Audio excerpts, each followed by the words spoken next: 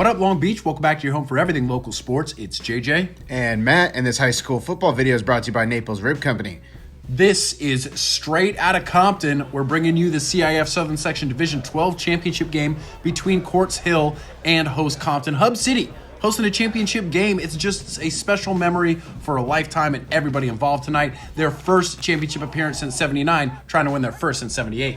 Taking on an experienced Quartz Hills team that's been in 2 championship games over the last 4 seasons. Calvin Bryant worked his magic again this year to keep this team together and improving throughout the season while they were practicing at Roosevelt Middle School because their campus was under construction. Just Compton doing Compton things.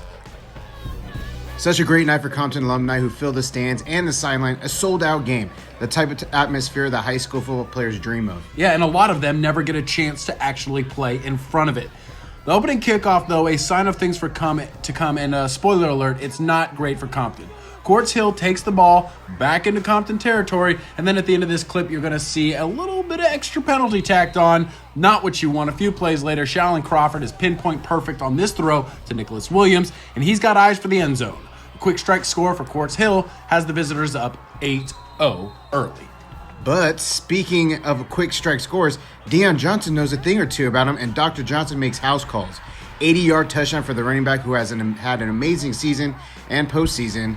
Are we in for a shootout? 8-8, less than 3 minutes in. That's certainly what it felt like, Matt. We were buckled up and ready to go, but both defenses got their stuff together for the rest of the first quarter and traded stops. Leo Mayava, star for this Compton team, made a couple tackles for loss, but Quartz Hill was winning the position battle as it pertains to the field position. Crawford then killed him on the first drive of the second quarter. He puts it in the right spot across the middle for a first down. Then on 4th and 15 from the 26, he's going to do it with his feet, and he's not going to take no for an answer. Super strong run from the Crawford boxes, and Quartz Hill takes a 16-8 lead with about 8 minutes left till halftime.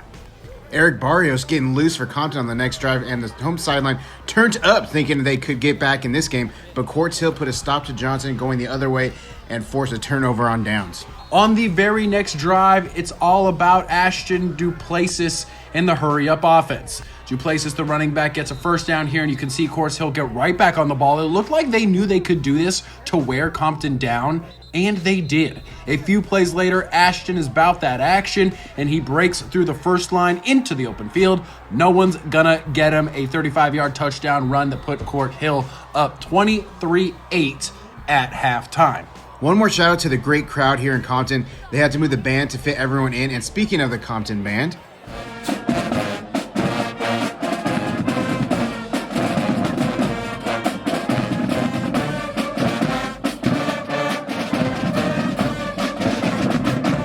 Compton gets the ball out of halftime, and they're still in this game, Matt.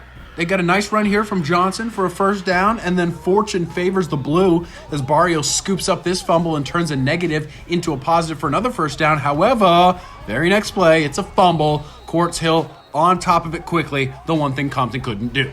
and if that was one thing, this is the second thing. Quartz Hill goes on a 10-play drive that chews up a huge chunk of the third quarter. Crawford getting everything he wanted as Duplessis, who gets down inside the Compton 10-yard line. Yeah, every time 24 touched the ball, I think the entire stands was holding their breath. He was absolute game breaker in this one, and that's going to set up Crawford to cap the long drive with an easy touchdown plunge. Now time's working against Compton. They trail 29-8 with about 7 minutes left in the third. Compton's still in this game. It's only 3 scores, and with guys like Barrios and Johnson, anything can happen. I mean, we've seen it happen. We've literally seen it happen on this field, but you can't have this happen. Another fumble in the Compton backfield, another nice drive stops in Quartz Hill territory. Those turnovers really made a mountain out of Quartz Hill, as was the case all night. The Compton was not ready for the crawl, and the quarterback takes it all the way down to the goal line. Jeremiah Miller shows great hustle to stop him short of the TD. But that's just pausing the inevitable. It's an 8-24 combining touchdown yet again. And now this thing's starting to slip away from Compton. It's 35-8 with less than 2 minutes left in the third.